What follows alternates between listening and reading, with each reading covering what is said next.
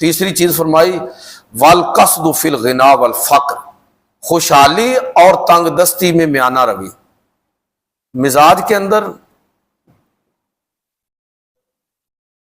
خرچ کرنے میں، سماجی رویے اس کی کوئی جہت ہو جائے ساری اس میں شامل کریں آپ،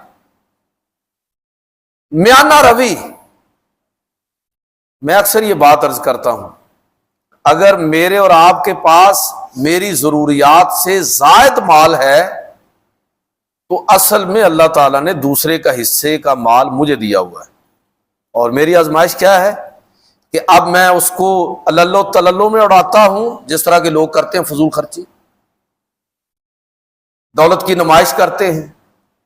ضروریات کو تعیشات کے اندر تبدیل کر لیتے ہیں۔ کیا میرا سماجی رویہ ایسا ہے، یا میں اپنی ضروریات کو، آپ سے سنی ہوئی مثالیں، میں نے تو دنیا کا بہت زیادہ سفر نہیں کیا، چند ممالک میں گیا ہوں، آپ زیادہ میں گئے ہیں، تو آپ ہی بتاتے ہیں کہ یورپ اور مغرب کے اندر فیکٹریوں کے مالک ہیں، وہ خود بھی کچھ گھنٹے عام مزدور کے ساتھ صرف کرتے ہیں۔ ہمارے پیغمبر صلی اللہ علیہ وسلم کی زندگی کو دیکھیں، پہلے نمونے وہاں پر آپ کو ملیں گے۔